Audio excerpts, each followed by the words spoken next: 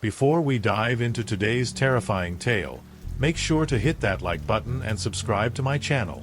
Don't forget to click the bell icon so you never miss a spine-chilling story. Let's get into it. The Locked Gate. As I pulled into the parking lot of the old amusement park, an uneasy thrill coursed through me. This was my last night on the job as a security guard, and I had been assigned to watch over this desolate place before its demolition. The neon lights of the rides, now faded and flickering, cast eerie shadows across the cracked pavement. It felt like the ghosts of laughter still echoed in the air, haunting the remnants of joy that once filled this park. I stepped out of my car, the cold wind biting at my skin. I wrapped my jacket tighter around me and glanced around. The park loomed like a forgotten monument to childhood, each ride standing silent and still, as if holding its breath. My flashlight flickered to life, illuminating the twisted metal of the Ferris wheel and the colorful, peeling paint of the carousel. It was beautiful and terrifying all at once. As I made my way to the security office, I remembered the rumors I'd heard from the other guards, the stories of strange occurrences and unsettling happenings. Some said they could hear whispers in the night, while others claimed they saw shadows darting between the attractions. I had always brushed these tales off as exaggerations, but tonight, the weight of the stories settled in my mind, making the hairs on the back of my neck stand on end. After checking in, I strapped on my walkie-talkie and set out for my rounds. The silence was deafening, and every step I took seemed to echo in the stillness. My flashlight beam swept across the park, revealing forgotten relics, a stuffed bear lying in the dirt, a rusted ticket booth, and overgrown weeds reclaiming the paths. I stopped by the fun house, its crooked entrance adorned with a faded sign that read, "Enter if you dare." I chuckled nervously, trying to shake off the unease creeping in. It was just a run-down amusement park, I told myself. Nothing to worry about. But as I peered into the funhouse, my heart raced. The mirrors reflected back my image, but they twisted and distorted it in a way that made my stomach churn. I heard a faint giggle, like the laughter of a child, echoing from within. My breath hitched, and I stepped back, telling myself it was just the wind. Still, I couldn't shake the feeling that I was being watched. The chill in the air intensified, wrapping around me like an icy hand. I resumed my patrol, determined to push through the growing dread that hung over me like a storm cloud. With each passing minute, the park felt more alive, its secrets waiting to be unearthed as the night wore on. Little did I know, this would be a night I'd never forget. As I continued my patrol through the deserted park, I felt an unsettling mix of curiosity and dread tugging at my mind. The deeper I ventured, the more I became aware of the peculiarities around me. Shadows danced under the glow of my flashlight, and every creak of the old rides seemed to whisper secrets of the past. I found myself drawn back to the funhouse. The entrance beckoned like a siren, and against my better judgment, I stepped inside. The air was thick with dust, and the faint scent of decay lingered. As I moved through the maze of mirrors, I caught glimpses of myself reflected in various angles, some elongated, others twisted into grotesque forms. Each reflection seemed to mock me, and I couldn't shake the feeling that something was lurking just out of sight. Suddenly, a loud bang echoed behind me, startling me to the core. I spun around, heart racing, but found only silence. I took a deep breath to steady myself, convincing myself it was just the building settling. However, as I turned back to continue, I caught a flash of movement in the corner of my eye, a fleeting shadow darting past one of the mirrors. "Hello," I called out, my voice trembling slightly. No answer came, just the distant sound of rustling, like someone or something was trying to get my attention. I knew I should leave, but a morbid curiosity kept me rooted in place. With hesitant steps, I moved deeper into the funhouse, searching for the source of the disturbance.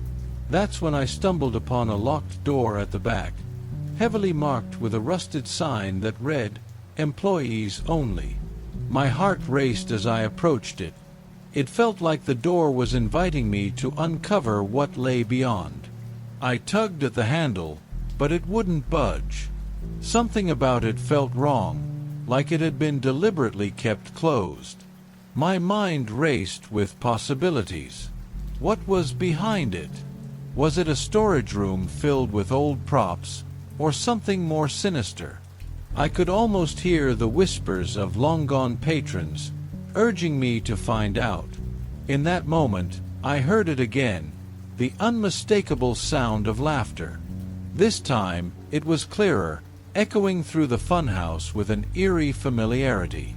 My heart pounded in my chest as I instinctively looked around, but the place was empty, only my shadow dancing in the flickering light. I decided to take a step back, overwhelmed by a wave of unease. That's when I felt it. A cold breeze brushed against my neck, sending chills down my spine. The laughter faded, replaced by a soft, childlike voice that whispered my name, sending a surge of terror coursing through me. I stumbled backward, my instincts screaming at me to leave. Just then, my walkie-talkie crackled to life. "Hey, everything okay out there?" It was my partner, checking in. I wanted to reassure him, but my voice caught in my throat. I could only manage a shaky response. "Yeah, just checking the funhouse," I finally replied, trying to sound calm. But as I stood there, I knew I was not alone. The laughter echoed in my mind, and I could feel the presence of something lurking just beyond my sight, waiting for me to venture deeper into the darkness. I barely made it out of the funhouse before the weight of dread settled heavily on my shoulders. The laughter still rang in my ears, echoing like a twisted melody that refused to fade. My heart was racing, and I could feel the adrenaline coursing through my veins as I stumbled into the open air of the park. "Just a figment of my imagination," I muttered to myself, trying to convince my racing mind. I moved towards the nearest attraction, the old carousel, hoping the sight of its colorful horses would ground me. But even here, the atmosphere felt charged, as if the very air was thick with unspoken fears. As I stood in front of the carousel, I noticed something strange. One of the horses, a beautiful white stallion, looked different. It was partially obscured in shadows, but there was something off about it. My flashlight beam revealed fresh scratches on its side, almost like claw marks. I took a step closer, my curiosity battling with a sense of foreboding. Who would do this? I whispered to myself, but deep down, I feared that whatever was haunting this park was not just some mindless vandal. As I examined the marks, I felt a chill run down my spine, and suddenly, I remembered the stories of the missing child, the one whose face had been plastered on flyers all over town. Danny, was it? The name escaped my lips as I recalled the worried faces of his parents, the whispers of his disappearance swirling through the community. I had dismissed those stories as urban legends, but now they felt all too real. Had he been here? Was this his laughter I had heard? I couldn't shake the feeling that I was being drawn into a web of dark secrets. My mind raced as I tried to piece together the clues. I had to find out what happened to Danny, and I had to do it quickly. The demolition was just hours away, and if there was any chance he was still here, I needed to uncover the truth. Determined, I headed toward the maintenance shed nearby, hoping to find some old records or documents that might shed light on what had happened in the park. As I approached, the heavy door creaked open slightly, as if inviting me in. I hesitated for a moment, glancing around to ensure I was alone, then pushed the door wider. Inside, the darkness enveloped me, but my flashlight pierced through, revealing a disarray of old tools, dusty memorabilia, and faded posters. I rummaged through the clutter, my heart pounding in my chest as I searched for anything that might relate to the park's past or the missing child. Just as I was about to give up, I spotted a box labeled Incident Reports. My pulse quickened as I pulled it from the shelf and opened it.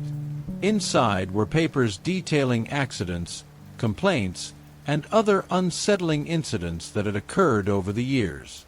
My eyes widened as I read through the reports, most of them benign, but then one caught my attention. Missing Child Incident Report, Danny Morris. My breath hitched as I skimmed the details, my hands trembling. It described how he had vanished during a school field trip, last seen near the funhouse. It was the same funhouse where I had heard the laughter just moments before. As I dug deeper into the box, I found a newspaper clipping, yellowed with age, featuring Danny's face. The article detailed the community's search efforts, how they had scoured the park, but it ended with the words that chilled me to the bone. Search called off after 3 days. Child presumed lost. Suddenly, the hair on the back of my neck prickled. I felt a presence behind me, a cold breath against my ear that sent a jolt of fear through me. I spun around, flashlight beams slicing through the darkness, but there was nothing there, only the overwhelming silence of the shed. My heart raced as I backed away, the realization hitting me like a punch to the gut. Whatever was haunting this park was connected to Danny's disappearance, and now it seemed to be reaching out to me, drawing me into its twisted narrative. I had to get out of there before it was too late, but as I turned to flee, the door slammed shut, trapping me inside. Panic surged through me as the door slammed shut, reverberating in the tiny shed like a death knell. I grabbed the doorknob, yanking it frantically, but it wouldn't budge. The darkness closed in around me, thick and suffocating, and I could feel my heart pounding in my chest like a drum, drowning out all rational thought. "Stay calm," I told myself, breathing in deeply. "You're just being paranoid."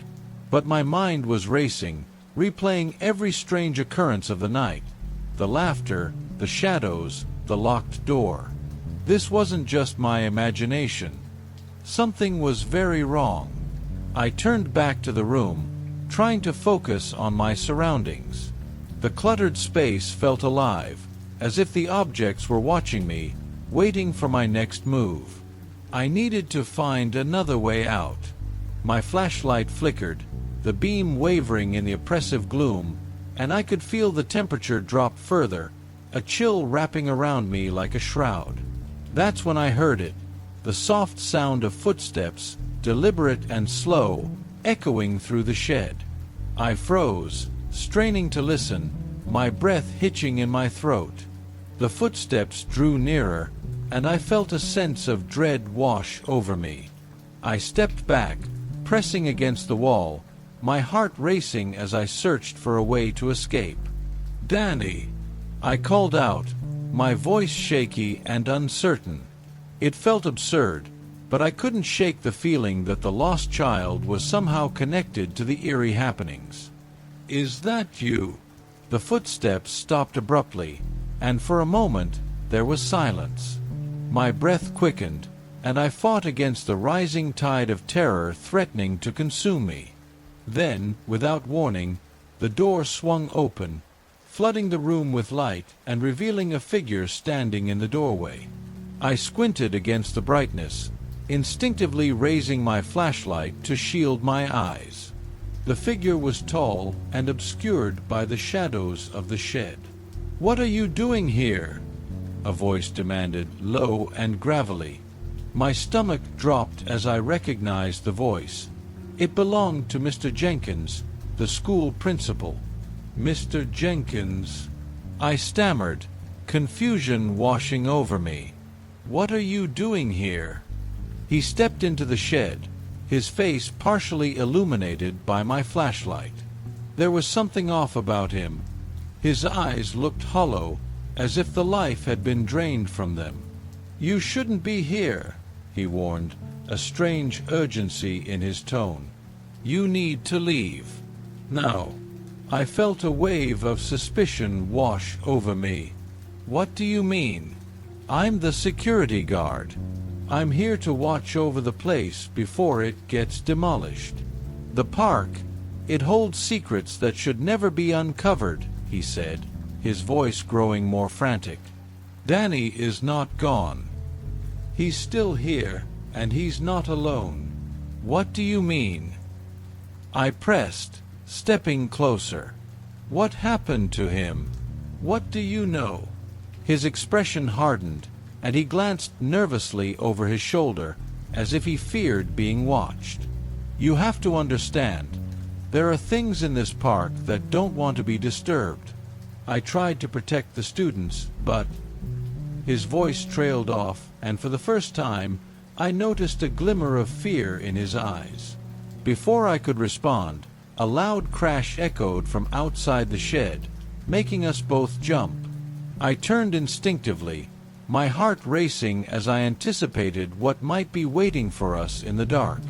"We need to get out of here," I urged, grabbing Mr. Jenkins by the arm. "We're not safe." He hesitated, his face a mask of conflict. "You don't understand," he whispered. "Danny was taken by something in this park, and now it's looking for more." Suddenly, the laughter returned, echoing through the shed, chilling me to the bone. It wasn't just the laughter of a child. It was distorted, twisted into something sinister. I could feel the air growing thick, the temperature plummeting as the shadows deepened around us. "Let's go," I shouted, shoving him toward the door. But before we could escape, a figure emerged from the darkness. Pale and ghostly, it drifted toward us, its eyes empty, its mouth stretched into a grotesque smile. "Danny," I whispered, my heart sinking. "Is that you?" The figure pointed at me, its laughter rising in volume, echoing off the walls of the shed. Panic surged as I realized this was no longer just a ghost of a lost child. It was a malevolent force, and it wanted me. I stumbled back, my heart pounding wildly as the figure approached, its laughter growing louder and more sinister. "Danny!" I gasped, but the word felt hollow in my mouth. The boy's face was twisted in a nightmarish grin, and I could feel my legs trembling beneath me, refusing to move. "Run!" Mr. Jenkins shouted, breaking the spell that had paralyzed me. Without thinking, I turned and dashed for the door, adrenaline surging through my veins. The laughter followed me, echoing in the small shed, wrapping around me like a shroud. I burst out into the night, gasping for breath, the cool air hitting me like a slap in the face. But the shadows seemed to stretch and twist, reaching for me, pulling me back. I could hear Mr. Jenkins behind me, his footsteps pounding on the ground, urging me to keep going. "Where do we go?" I yelled, panic rising in my chest. "We can't just leave him." "There's nothing we can do for him now," he shouted back, glancing over his shoulder. "We need to get to the main gate." I sprinted ahead, desperately glancing around for any sign of the figure that had just haunted me. The once cheerful park felt like a living nightmare, every shadow concealing unspeakable horrors. I could feel a presence looming behind me, pressing closer with each step. As we neared the main gate, I saw that it was still locked, the chains glinting ominously in the moonlight. My heart sank. "What are we going to do?" I shouted, pounding my fists against the cold metal. "We're trapped." Mr. Jenkins grabbed my shoulder, his face pale and strained. "Listen to me. he said urgently. "You need to find the control room. There's a way to unlock the gate from there. It's the only chance we have to escape." I nodded, determination rising in my chest. I turned and sprinted toward the darkened building where the control room was located, the path littered with debris and remnants of forgotten joy. The laughter echoed around me, haunting and relentless, making my skin crawl. Reaching the building, I pushed open the door and was greeted by darkness. My flashlight flickered, illuminating dusty monitors and old equipment covered in a layer of grime. I could feel the weight of the park's history pressing down on me, the lost memories of laughter and joy twisted into something grotesque. I dashed to the control panel, my fingers trembling as I tried to make sense of the tangled wires and switches. Come on," I muttered to myself, glancing back at the door.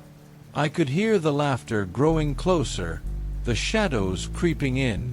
Suddenly, I heard Mr. Jenkins' voice from behind me, strained and terrified. "It's coming! You have to hurry!" I fumbled with the controls, finally managing to locate the switch that controlled the gate. My heart raced as I flipped it, praying that it would work.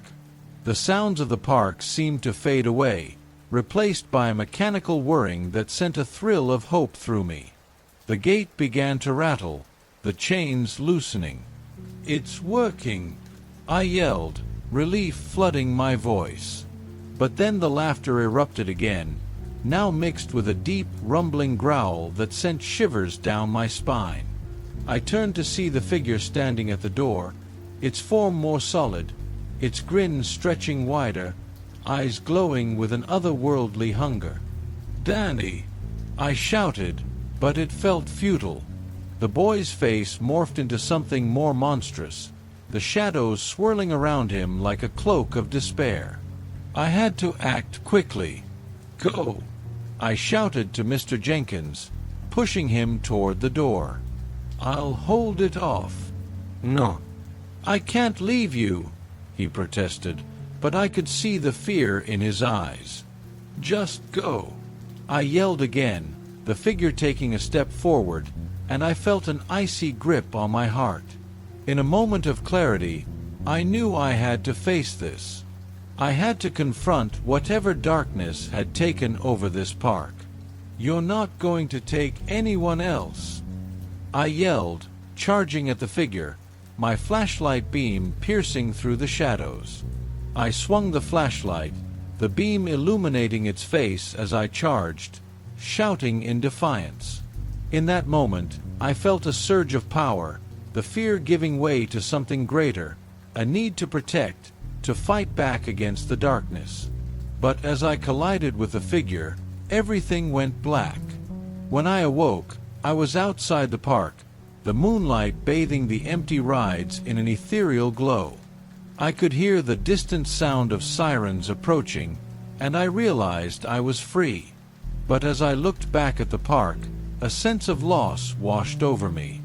"Danny," I whispered, understanding that I hadn't truly defeated the darkness. It was still there, lurking, waiting for the next night when someone else would wander too close.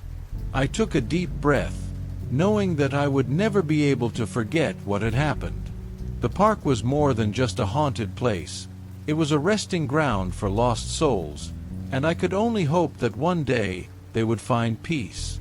But for now, all I could do was leave, carrying the weight of that night and the secrets it held deep within its shadows. The school security guard. It was just another quiet night at Eastwood High School, a time when the halls, usually filled with the laughter and chatter of students, now echoed with an unsettling silence. I arrived for my shift at 10 p.m., armed with my flashlight and a sense of routine that had settled over me like a thick fog. The air felt different tonight, almost charged with an unnameable tension, but I brushed it off as paranoia. I checked the usual spots: the gym, the library, and the science labs, all of which stood in eerie stillness under the flickering fluorescent lights. About an hour into my shift, while I was monitoring the security cameras from the booth, my phone rang. The unknown number made my stomach drop. I hesitated before answering, wondering if it was some prankster trying to rattle me. "Hello," I said, trying to keep my voice steady. A raspy voice came through the line, sending chills up my spine. "He's still here." "What? Who is this?" I demanded, my heart pounding in my chest. But there was no reply, just a harsh click as the call ended. I stared at my phone, bewildered. My pulse quickened as I glanced at the security monitors. Everything looked normal, empty hallways and dark classrooms, but that eerie feeling settled back into my gut. I had to shake it off. Continuing my rounds, I forced myself to focus on the task at hand. But as I walked through the empty corridors, shadows danced just out of sight, and I couldn't help but feel like I was being watched. Then, my phone buzzed again. With a deep breath, I answered. "Hello." "Find him," the voice whispered, "before it's too late." "Who are you talking about?" I asked, my voice shaking. But again, the line went dead, leaving me in a suffocating silence. Panic surged through me as I considered what the caller had said. Was this some kind of sick joke? Or was it something more sinister? I headed back to the security booth, my mind racing. The thought of someone being in danger was enough to send me into overdrive. As I sat down, I felt the weight of the night pressing down on me, and I knew I had to investigate. I pulled up the files on missing students, my heart racing as I searched for any clues. That's when I came across the name Tommy Lawson, a boy who had gone missing 3 years ago. The details were vague, but the circumstances were chilling. As I read through the case, unease began to settle in. I had to know what happened to Tommy, and why this stranger seemed to think I could help.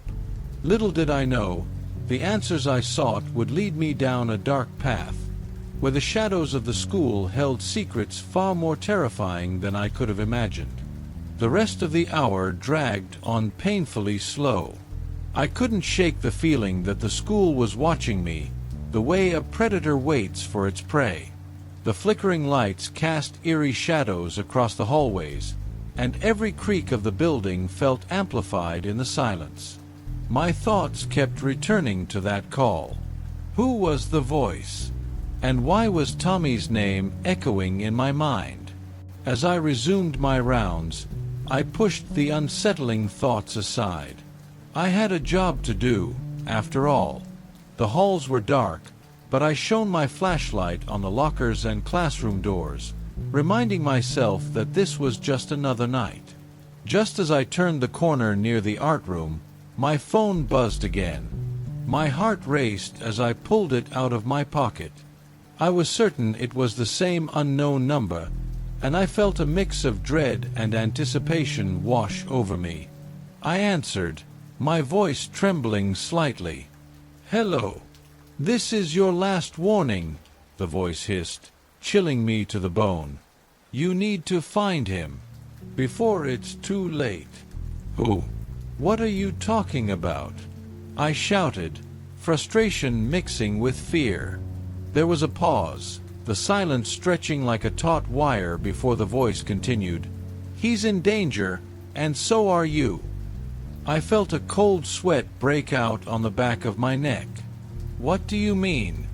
Who are you?" But the line went dead once again, leaving me staring at my phone in disbelief. My hands trembled as I tried to calm myself. This had to be some kind of sick prank, right? But the urgency in the voice felt all too real. I couldn't shake the feeling that something was very wrong. Determined to get to the bottom of this, I made my way back to the main office. I needed to see the files on missing students again. There had to be something I missed. Once I settled into the chair in front of the computer, I pulled up Tommy Lawson's case once more. His photo stared back at me, a wide-eyed boy who looked far too innocent for the horror surrounding his disappearance. I read through the details, focusing on the last known sighting.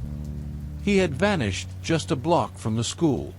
As I dug deeper, I stumbled across reports of strange sightings and noises that had plagued the school since Tommy's disappearance. Some claimed to have seen a shadowy figure lurking in the halls at night, but those stories had been brushed aside as mere ghost stories. A sudden noise from the hallway made me jump. I turned quickly, shining my flashlight toward the door, but nothing was there. My heart raced as I tried to convince myself it was just my imagination. But as I returned to the computer, I caught a glimpse of movement in the corner of my eye. Something shifting outside the window. I squinted into the darkness, but all I could see were the shadows of the trees swaying in the wind. I took a deep breath, trying to calm the rising panic within me. I had to focus. There had to be a way to find out what happened to Tommy. Just then, my phone buzzed again. I hesitated, expecting the worst. But this time, when I answered, I heard only static at first, then the faintest sound of a child's laughter echoed through the receiver. "Tommy," I whispered, dread pooling in my stomach. But there was no response, just the chilling sound of laughter fading into silence. I dropped the phone, my heart racing. This was no joke. I needed to act quickly, and I needed to uncover the truth. With a renewed sense of urgency, I decided to head back out into the school, determined to find Tommy or whatever was lurking in these dark halls. I didn't know what awaited me, but I knew I couldn't ignore the calls anymore.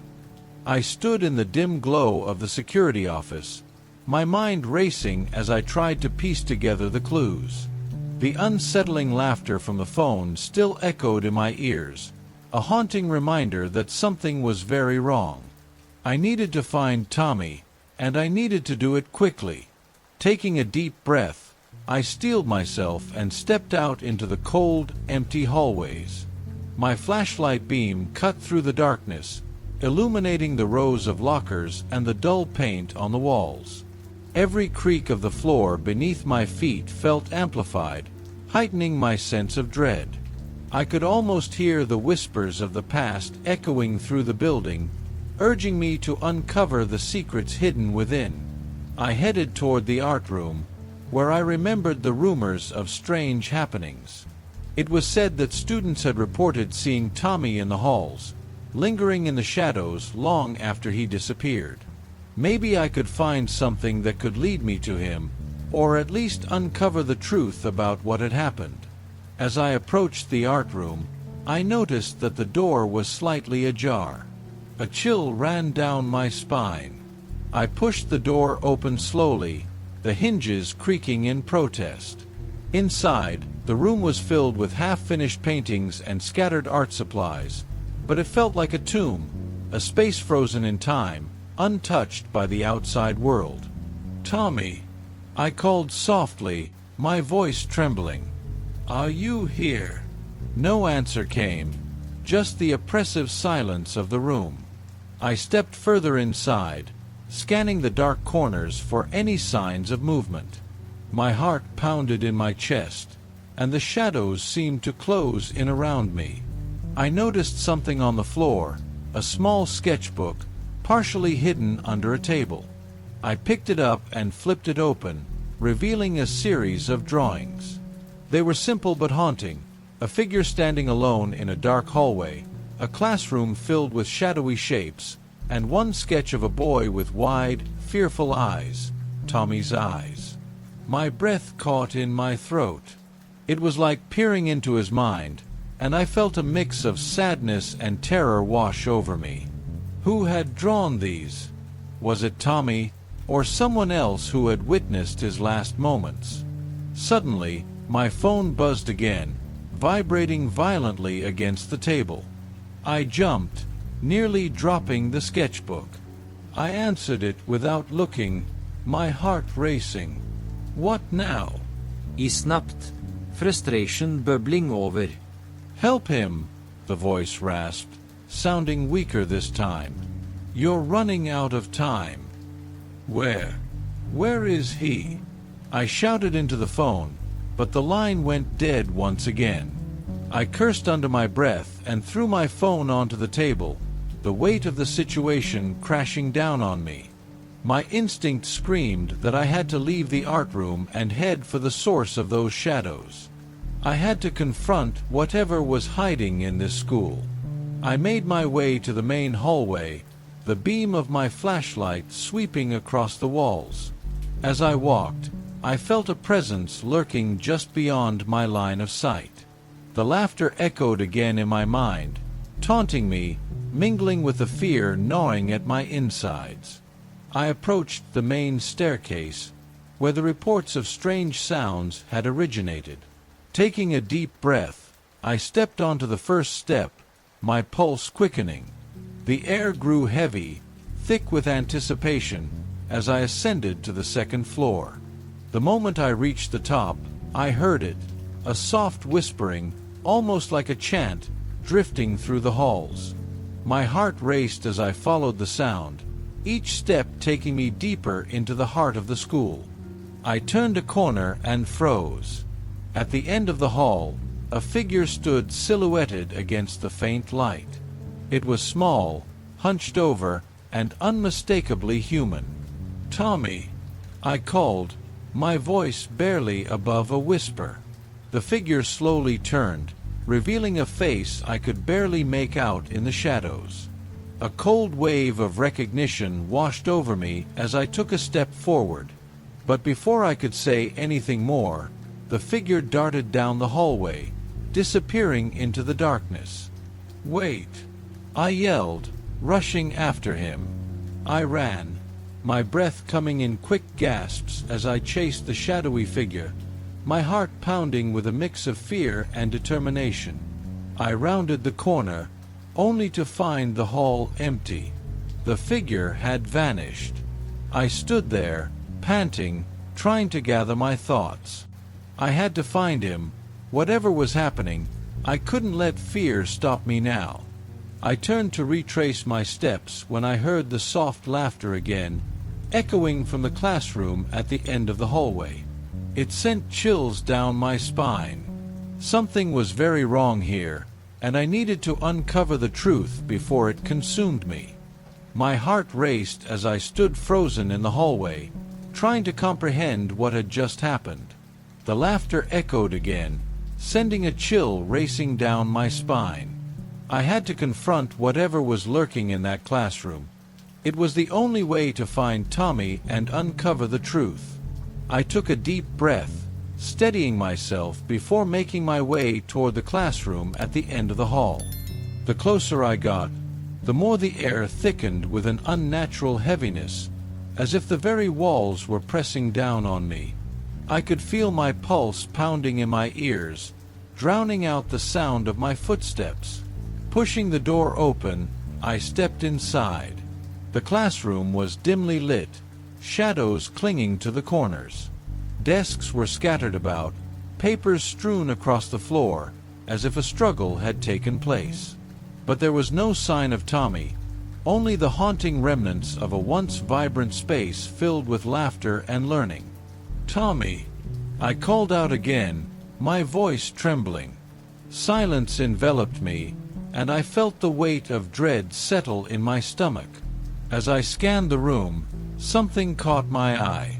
On the chalkboard, someone had written a single word, "Help." My breath hitched in my throat. I rushed forward, running my fingers over the faded letters. It felt like a cry for aid from the void, a message from Tommy himself. Just then, my phone buzzed again, and I nearly jumped out of my skin. I snatched it up, answering without hesitation. "What do you want?" I demanded, frustration and fear boiling over. "It's happening," the voice rasped, sounding more frantic than before. You need to leave now." "Leave? Why? What's going on?" I felt a surge of anger at the vague warnings. I needed answers, not cryptic messages. But before the voice could respond, I heard a rustling noise behind me. I spun around, flashlight beam cutting through the dark, but there was nothing there. The room felt suffocatingly quiet, the air thick with tension. "Who's there?" I called out, trying to sound braver than I felt. The laughter echoed again, more sinister this time, and I felt my heart race. Then, out of the corner of my eye, I caught a flicker of movement. I turned quickly, shining my flashlight toward the door. A shadow slipped out, disappearing into the hallway. I ran after it, my instincts kicking in, but as I reached the doorway, I paused. There, standing at the far end of the hallway, was a figure. It was too dark to make out any features, but I could feel its gaze piercing through me. My instincts screamed at me to run, but I couldn't. Not when there was a chance it could lead me to Tommy. "Stop!" I shouted, my voice echoing down the corridor. The figure hesitated for a moment, then turned and sprinted away, disappearing around the corner. I dashed after it, fueled by desperation. I could hear my breath coming in ragged gasps as I chased the shadow, adrenaline coursing through my veins. The halls twisted and turned, but I refused to give up. Finally, I reached the last set of stairs leading to the basement. I hesitated, glancing back toward the safety of the ground floor, but the figure had vanished. There was nowhere else to go. I had to follow it. As I descended into the darkness of the basement, I felt a wave of dread wash over me. The air was cold and damp, and the flickering fluorescent lights above cast eerie shadows on the walls. I could hear the distant sound of dripping water, mingling with the thumping of my heart. "Tommy!" I called again, but my voice echoed back to me in the empty space. I stepped cautiously forward, my flashlight beam cutting through the oppressive darkness. Then I saw it, a door at the end of the corridor, slightly ajar. The faint light spilling from the crack illuminated a set of stairs leading further down. The laughter rang out again, clearer this time, sending a shiver down my spine. "Tommy!" I whispered, fear gnawing at me. I moved closer to the door, pushing it open slowly. The hinges creaked ominously, and I peered inside. What I saw made my blood run cold. The room was filled with photographs, hundreds of them, pinned to the walls. Each image depicted Tommy, taken from different angles, all showing him in various states of fear. My stomach twisted at the realization that someone had been watching him all along. But that wasn't all. In the center of the room stood a makeshift altar, adorned with candles and strange symbols.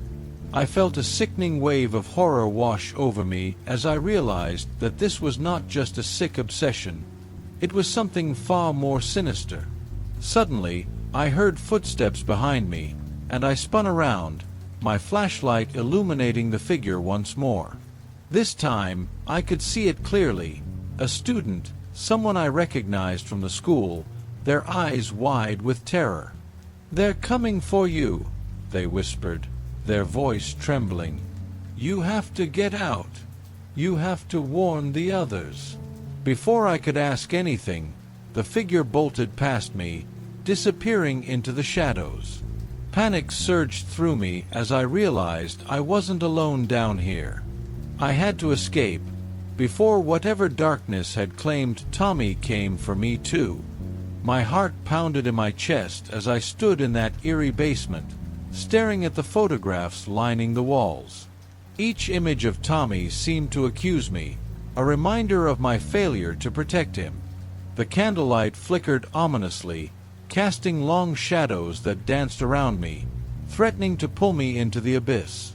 "Get out!" the voice echoed in my mind, pushing me to act.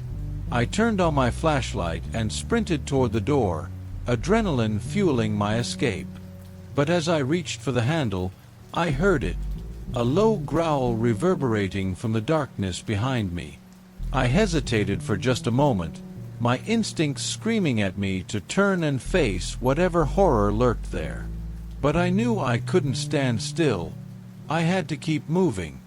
I pushed through the door and back into the hallway, the flickering lights above my head making the atmosphere feel even more surreal. As I raced toward the stairs, I could hear the growl morph into a chorus of laughter again, twisted and sinister. It echoed off the walls, wrapping around me like a suffocating shroud. I glanced back once more, and for a fleeting second, I caught sight of a shadowy figure standing at the end of the hall, eyes glinting with malice. Fueled by fear, I bolted up the stairs, bursting through the door at the top and into the main hallway of the school. I needed to find help, to warn someone about what was happening. I raced toward the office, desperate to alert the principal, but as I reached the door, I skidded to a halt. It was locked. Panic rose within me. I banged on the door, yelling for anyone inside to let me in. "Please, you have to help me. It's about Tommy." Silence. Then, just as I was about to turn away, I heard footsteps approaching. I turned to see another figure emerge from the shadows. Mr. Johnson, the janitor, his face pale and drawn. "Why are you out here?" he asked, concern etched into his features. "You shouldn't be alone right now. Mr. Johnson, you don't understand. Tommy is missing, and I think something horrible is happening in this school." My voice trembled as I tried to convey the urgency of the situation. But instead of responding, Mr. Johnson's eyes widened, and he stepped back slightly. "You need to leave. You have to get out of here." "Why? What do you know?" I pressed, my fear mounting as the laughter echoed again, more insistent this time. He hesitated, glancing down the hallway. "It's not safe. There are things, people, who don't want you to know." Before I could respond, the lights flickered violently, plunging the hallway into darkness. I could hear the laughter now, closer than before, echoing all around me. I felt a surge of panic as I grabbed Mr. Johnson's arm, trying to pull him away. "We have to go. They're coming." Just as I turned to lead him down the hall, I heard it again, the growling, more menacing now. My heart raced as I realized we were surrounded. Shadows crept toward us, moving with unnatural speed, coalescing into figures with hollow eyes and twisted grins. "Run!" I shouted, yanking Mr. Johnson with me as we dashed back toward the classroom. I could feel the darkness closing in, the oppressive weight of terror heavy on my chest. We burst into the classroom, slamming the door behind us. I locked it, pressing my back against it as I caught my breath. "What is happening?" I gasped, looking at Mr. Johnson, whose face was pale as a ghost. "It's the school," he whispered, his voice trembling. "It's cursed. There are spirits here, trapped because of the things that have happened in this place. But Tommy, he's missing. We can't just leave him." I pleaded, desperation clawing at my throat. Mr. Johnson shook his head. "There's nothing we can do. If we stay, we'll become part of it too." Suddenly, the door rattled violently, and I stumbled back, fear coursing through my veins. The laughter grew louder, echoing off the walls, and I could feel the presence of the dark figures pushing against the door. "We have to find a way out," I yelled, scanning the room for an escape. Just then, I noticed a window at the back of the room, slightly ajar. "Over there," I pointed, racing toward it.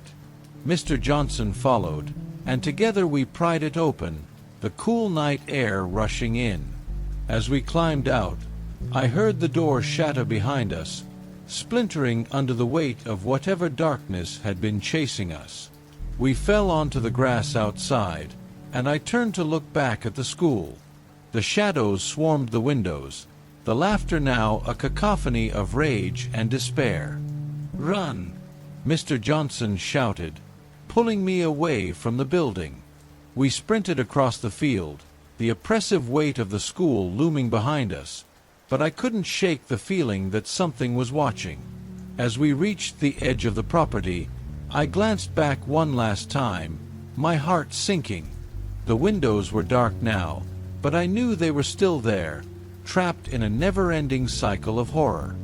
"I have to call the police," I panted, pulling out my phone, but my hands shook so violently I could barely dial. "Let's just get to safety first," Mr. Johnson urged, glancing over his shoulder. "We can't let them find us." As we moved further away, I felt a sense of dread settle deep within me. I had escaped the school, but I knew the darkness wouldn't stop chasing me. Tommy was still out there, a chilling reminder of the horror I had stumbled into. And even if I had escaped, I realized that the real nightmare was just beginning. The haunting laughter echoed in my mind as I raced into the night, knowing I would never truly be free from the horrors that lurked within those walls. The last shift. It was just past 10 p.m. when I clocked in for my shift at Crestwood Condominiums, a place I'd come to think of as my second home. I was a night security guard, the lone sentinel in a building filled with families, all tucked away in their warm beds while I roamed the silent hallways. Cleveland had its fair share of crime, but this was a quiet part of town, or at least that's what I'd been told. As I settled into my little booth by the entrance, I switched on the security monitors, scanning the dimly lit parking lot and the shadowy corners of the lobby. The flickering fluorescent lights above me cast a ghostly glow, and I couldn't shake the feeling that I was being watched. I shrugged it off as paranoia. It was just my imagination playing tricks on me after a long day. A few hours into my shift, the stillness of the night was suddenly interrupted by a soft ping on my personal phone. I frowned, glancing down to see a message from an unknown number. "I see you." My heart raced. It was probably a prank, some kids messing around. I dismissed it, but the chill creeping up my spine told me otherwise. I locked my phone, forcing myself to focus on the security feeds again. The cameras showed nothing out of the ordinary, just cars slowly passing by and the occasional stray cat slinking across the asphalt. The night dragged on, the minutes ticking by painfully slow. I took a sip of my coffee, trying to shake the unease that settled in my stomach. But as I glanced outside again, a shadow darted near the building entrance. I squinted, straining to see better, but all I caught was the flicker of movement disappearing around the corner. "Just the wind," I muttered to myself, though it felt like a lie. I was alone in this vast building, and that thought was beginning to weigh heavily on me. Another ping on my phone broke through my thoughts. I opened the message, feeling my breath hitch.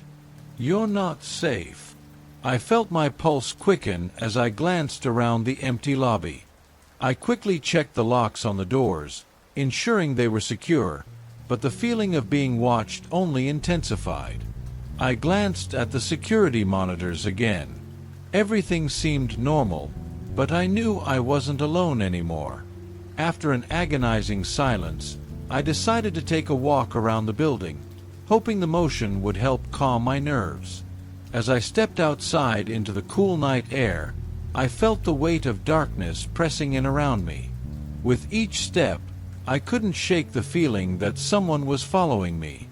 I quickened my pace, my footsteps echoing in the stillness. Just as I reached the far end of the parking lot, I caught a glimpse of a figure lurking behind a parked car. When I called out, my voice trembling, the figure vanished into the shadows. "Hello!" I shouted, but the only response was the rustle of leaves in the breeze. I stood frozen for a moment, my mind racing. What was happening? Had I really just seen someone? I turned back toward the building, heart pounding in my chest. I needed to find answers, but the only thing I felt certain of was that I was no longer alone in this condominium. As I entered the lobby, a sense of dread washed over me. I was about to face a long night, and deep down, I knew it would only get worse. The rest of my shift felt like a never-ending cycle of dread. I tried to convince myself that I was just tired, that my imagination was getting the best of me. But each passing hour deepened my anxiety. By the time the clock struck midnight, I was already on my third cup of coffee, my hands shaking as I gripped the warm mug. I glanced at the security monitors, trying to find some semblance of normalcy, but the images were just as unsettling as my thoughts. The shadows outside seemed to stretch longer, and every flicker of movement made my heart race. Then, the ping came again. "You should lock your doors." I dropped my mug, the ceramic shattering against the floor as I scrambled to grab my phone. My hands trembled as I read the message. Panic coursed through me. Who was this person? How did they know I was at work? I raced to check the locks on the booth and then the entrance doors. Everything was secure, but that didn't ease the tightness in my chest. I was trapped in this building, with no one to help me. Desperate for answers, I grabbed my flashlight and decided to patrol the halls again. The lights flickered overhead, casting erratic shadows that danced along the walls. I felt every step echoing in the silence, my breath coming in shallow bursts. Each apartment door I passed seemed to loom larger, as if hiding secrets behind its closed facade. I reached the second floor and stopped to listen. The faint sound of a television drifted from one of the units, and I could hear the distant chatter of a family. It was a stark reminder that life continued as usual while I felt like I was slipping into madness. Suddenly, I heard it. Footsteps behind me. I whipped around, my flashlight beam cutting through the darkness, but there was nothing there. Just the eerie stillness of the hallway. My heart pounded, and I forced myself to breathe. "Get a grip," I whispered to myself, but my voice barely masked the fear bubbling inside me. I continued down the corridor, my flashlight illuminating the door numbers, but I felt more alone than ever. When I finally reached the end of the hall, I decided to turn back, my mind racing with questions. Was I just imagining things? Was someone really trying to scare me, or was there something more sinister at play? As I approached the stairs, I noticed a shadow lingering at the edge of my vision. I turned abruptly, but again, nothing was there. Just the cold silence pressing in on me. Returning to the booth, I slumped down in my chair, fighting the urge to call for help. Who could I trust? I thought about Sam, my colleague. Maybe I should confide in him, but I worried he'd think I was losing it. I didn't want to sound paranoid. What if I was overreacting? But then, another message pinged on my phone. "You shouldn't have come back." My heart sank as I looked around the empty lobby, feeling utterly exposed. I knew then that I needed to take action. I had to confront whatever was happening. I couldn't let fear dictate my life. I decided to gather my courage and check on my neighbors, hoping to find some reassurance or perhaps even the person responsible for these messages. I forced myself to stand, my legs shaky as I prepared for the confrontation. With each knock on the door, I felt my heart race. Would anyone answer? What would I say? I took a deep breath and approached the first door, ready to face whatever awaited me. As I stood outside the first apartment, my hand hovered over the doorbell. I felt a surge of adrenaline coursing through me, mingled with dread. I took a deep breath and pressed the button. The chime echoed inside, but the silence that followed felt oppressive. After a few moments, I was met with silence, the only sound the soft hum of the refrigerator from somewhere within the unit. I was about to turn away when I heard the faint shuffle of footsteps approaching. The door creaked open, revealing a middle-aged man with disheveled hair and weary eyes. "Can I help you?" he asked, his voice laced with suspicion. I swallowed hard, forcing a smile. "Hi, I'm the security guard. I just wanted to check in with everyone, see if everything is okay. There have been some unusual occurrences lately." His eyes narrowed slightly. "Unusual occurrences? Like what?" Before I could respond, he glanced over his shoulder, as if checking for someone else in the apartment. "Everything's fine here," he said curtly, his body language suddenly closed off. I felt a shiver run down my spine. "Okay, sorry to bother you," I mumbled, backing away slowly. As I continued down the hall, the knot in my stomach tightened. It wasn't just the strange messages, it was the way he had reacted, as if he was hiding something. I knocked on a few more doors, receiving either terse responses or no answers at all. It was disheartening, and my confidence began to wane. Returning to my booth, I decided I needed to dig deeper.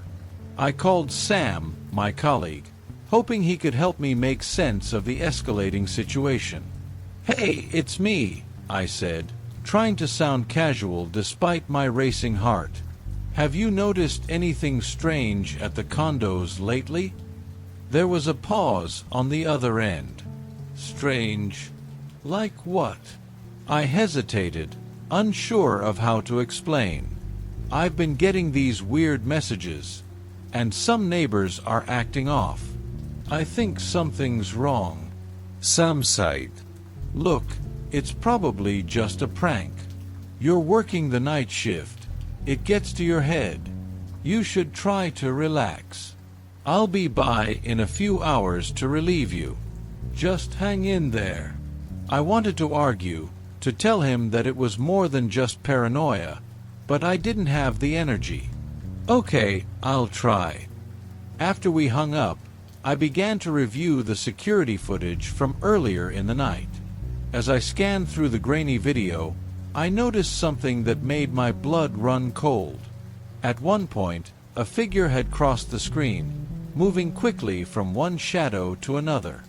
I couldn't see their face, but the way they moved felt off, like they were trying to avoid being seen.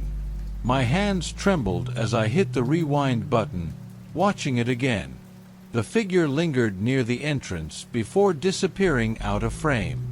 I leaned in closer, trying to get a better look, but it was too dark. Suddenly, my phone vibrated again. I glanced at the screen and saw another message: "You're not supposed to be here." That was it. I needed to confront the neighbors again, to get answers, even if it meant sounding paranoid. There was something wrong, and I couldn't just sit back and let it happen. I gathered my courage and decided to knock on the door of the older woman I had seen earlier. I recalled her warning about being careful at night, and I hoped she might know more. As I approached her door, I felt a mix of fear and determination. I knocked firmly, and after a few moments, I heard the shuffle of feet before the door opened slightly. "Yes?" she asked, her voice shaky, eyes darting around the hallway. "I just wanted to talk," I said, keeping my tone steady. "I've been getting strange messages, and I think someone's watching me. You mentioned I should be careful. Do you know anything about it?" Her expression shifted from confusion to alarm. "You need to leave," she said urgently, glancing over her shoulder. "It's not safe here." "What do you mean?" I pressed, desperation creeping into my voice. "They're always watching. You don't understand. They'll come for you if you keep asking questions," she warned, her eyes wide with fear.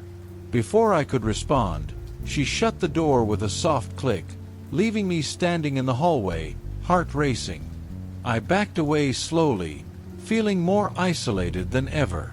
I realized I was in over my head. This wasn't just about me anymore. It involved everyone in the building.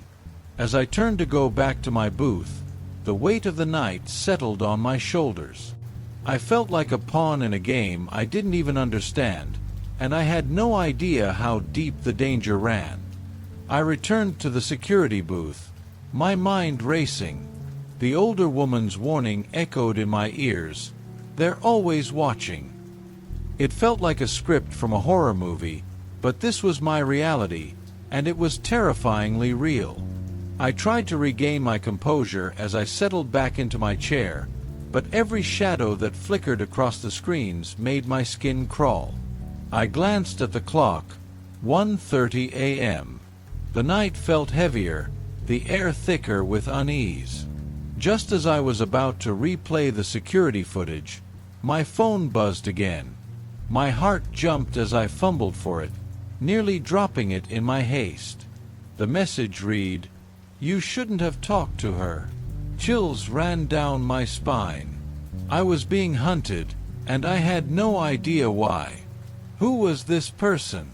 How were they getting so close without me noticing? I felt like I was spiraling into paranoia, but deep down, I knew there was something sinister lurking in the shadows of this building. I forced myself to focus on the monitors. I had to gather information, find out who was stalking me, and why. I rewound the footage again, carefully scrutinizing the moments before the shadowy figure had crossed the camera. I watched as the figure emerged from the stairwell, looking around as if ensuring no one was watching. Suddenly, I noticed something odd, a door slightly ajar on the second floor. The figure paused there, glancing nervously in both directions before slipping inside. My gut twisted. Why hadn't I noticed that before? I felt a compulsion to investigate, to confront whatever or whoever was hiding in that apartment. I stood up, feeling a mix of dread and determination. I couldn't ignore it any longer. I had to know if there was a connection between that apartment and the messages. Clutching my flashlight, I made my way up the stairs, each step feeling heavier than the last. As I reached the second floor, I approached the ajar door. The faint glow of a television flickered from inside, casting eerie shadows into the hallway. I hesitated for a moment, my breath catching in my throat. What if someone was waiting for me? With a deep breath, I gently pushed the door open, the hinges creaking ominously. I stepped inside, my flashlight beam illuminating the dimly lit room. The space was cluttered, old furniture, piles of clothes, and an empty pizza box stacked in the corner. "Hello," I called, my voice trembling. The silence that answered felt suffocating. I crept further in, scanning for signs of life. It was then that I spotted something on the coffee table. A phone, face up, displaying a screen filled with unread messages. My heart raced as I picked it up, noticing the name on the screen, John. I didn't know a John. I hesitated. Before I could decide, I heard a noise behind me, a rustle followed by the unmistakable sound of footsteps. Panic surged through me. I spun around, flashlight beam darting across the room, but there was no one there. The oppressive silence pressed down, making it hard to breathe. I was about to back away when I heard it again, a low voice murmuring, barely audible, "You shouldn't be here." The hairs on my neck stood up. I stepped closer to the door, my heart pounding in my chest. "Who's there?"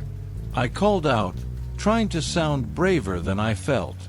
The voice didn't respond, but the sound of shuffling grew louder, and I could feel the presence of someone just out of sight. My instincts screamed at me to run, to get out of that apartment, but my feet felt rooted to the floor. "Show yourself," I demanded, feeling a surge of anger mixed with fear. Finally, a figure stepped into the dim light of the living room. It was a man, disheveled and wild-eyed, his clothes rumpled and stained. He looked just as terrified as I felt. "You don't understand," he shouted, his voice cracking. "You need to leave. They're coming for you." "Who? Who's coming for me?" I demanded, my voice rising. He hesitated, glancing nervously over his shoulder. "The ones who watch. They're always watching. You've drawn their attention." I felt the chill of dread wash over me. "What do you mean? I'm just doing my job." "They don't care about that. You've interfered. They won't let you leave." His eyes widened in panic, and I could see the fear etched on his face. Before I could ask more, the lights flickered, and the apartment was plunged into darkness. My heart raced as I fumbled for my flashlight, its beam cutting through the void. I turned it back toward the man, but he had disappeared, leaving me alone in the eerie stillness. I could feel my pulse in my ears as I moved toward the door, every instinct screaming at me to get out. Suddenly, my phone buzzed in my pocket, and I pulled it out, my hands shaking. A new message flashed on the screen: "You're too late. They know." Without thinking, I bolted for the door, my heart racing as I stumbled into the hallway. I could hear muffled voices echoing from the floor below, laughter that twisted into something menacing. They were close. I had to get out, but the feeling of being watched pressed in on me from all sides. I dashed down the stairs, nearly tripping on the last few steps, and burst into the lobby. The front doors were locked, and I slammed my palms against the glass, panic surging as I realized I was trapped. "Let me out!" I shouted, banging my fists against the door. The laughter grew louder, echoing through the empty building, and I turned to see a group of figures emerging from the shadows, their faces obscured by darkness. They moved slowly, deliberately, closing in on me. I felt a primal fear surge through my veins. "Please," I begged, stepping back, searching for an escape. But as they drew closer, I recognized a familiar face among them. The old woman from earlier, her eyes glinting with something that sent a wave of ice down my spine. "You should have listened," she said, her voice calm, almost soothing. "Now you'll join us." In that moment, the weight of realization crashed down on me. This wasn't just a game, it was a trap, and I was its unwitting victim. I turned to run, but before I could take a step, hands grabbed me from behind, pulling me into the shadows. The world around me faded into darkness as I was engulfed, and all I could hear was the sound of my own heartbeat, fading, fading, fading into the night. As consciousness slipped away, one thought screamed in my mind. I had ignored the warnings, and now I was lost in a nightmare that had no end.